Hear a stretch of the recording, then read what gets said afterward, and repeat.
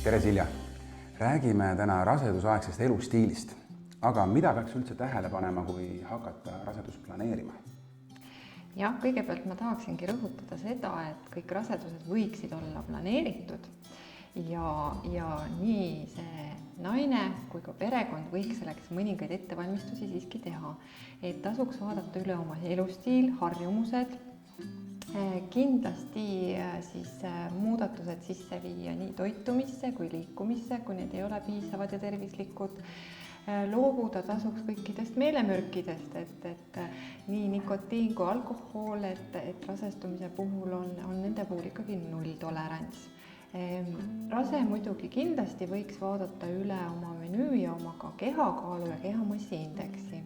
Ülekaal kindlasti on kõikide raseduste puhul selline riskifaktor ja ülekaal võib põhjustada ka tegelikult seda, et mitte kõik ülekaalused naised ei pruugi kohe rasestuda.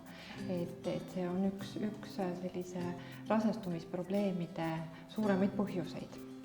Kas te kohtate sellist rasedusaegset ülekaalu väga palju? Jah, ülekaalusi patsiente meil järjest rohkem on, see on ju üldteada tegelikult, et arenenud ühiskonnas ülekaal on iseenesest juba selliseid epideemia mõõtmeid omandamas ja ka meie patsientide seas ülekaalu järjest rohkem on, et on nii ülekaalu kui ka lausa rasvumist, et need siis patsiendid, kelle kehamassiindeks on juba üle 30. Teiseks tõsiseks probleemiks on muidugi ka see, et meile võib-olla raseduse alguses tuleb täiesti normkaalus rase, aga hakkab väga kiiresti ja väga palju raseduse jooksul kaalu juurde võtma ja jällegi see on riskiks raseduse ajal. Neid patsiente me hakkame rohkem uurima, jälgima, kindlasti neile ka natukene sõnu toitumise koha pealt peale lugema. Enamasti võiks ju arvata, et rasedad on hästi teadlikud, aga kuidas nad seda ülekaalu siis ikkagi koguvad? Äkki söövad nad kahe eest? Jaa, seda kohtame me ka väga tihti, et nüüd raseduse ajal, et nüüd ma tohin kõike endale lubada, et ma ju mitte ainult endale, vaid ka lapsele seda kõike annan, siis tegelikult mitte, et iseenesest kalorite vajadus raseduse ajal tõuseb minimaalselt siin esimesel trimestril kusagil 100 kilokalorit, kolmandal trimestril küll juba rohkem, aga samas ka raseduse kasvades füüsiline aktiivsus väheneb ja kaloraaži toidus suurendama ei pea.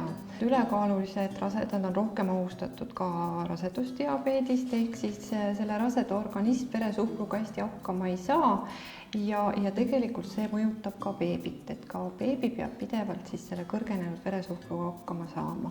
Ja väga palju on seda maailmas uuritud ja on leitud, et tegelikult jah, et nii sünnitustüsistusi on rohkem, suurem risk on suulekaalulistele lastele ehk makrosoonrasetele lastele, mis siis omakorda raskendab sünnitust, aga teada on ka, et ta tegelikult jääb seda last saatma edaspidiseks, et tõenäoliselt ka see plahvatuslik teise tüübi diabeeti haigestumine maailmas on osalt sellest ülekaalu kasvust tingitud.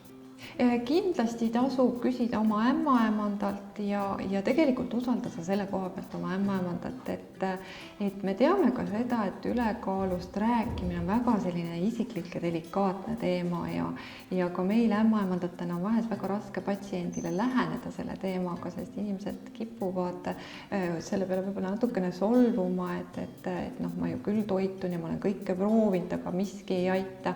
Et tegelikult meil on kindlasti patsientidele anda väga selliseid häid nõuandeid ja just kuidas seda jälgida ja siin on väga palju sõltub meie omavahelisest koostööst, et ikkagi kui ämmaemand nõuandeid annab, et ta annab seda patsiendi enda ja lapse tervise pärast, et seda tasub järgida.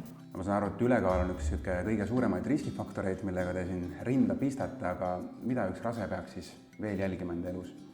No kindlasti füüsiline aktiivsus, et ka see müüt on üsna levinud, et nüüd kui ma olen rase, et nüüd ma väga justkui füüsiliselt aktiivne olla ei või ja füüsilist tööd teha ei või ja võib-olla sportida või siis tegelikult vastupidi, et füüsiline aktiivsus pigem on kasulik, on väga üksikud sellised rasedusseisundid, mille puhul me tõesti soovitame väga säästvat režiimi ja võib-olla sellist pigem isegi voodirežiimi, aga need on erandjuhud.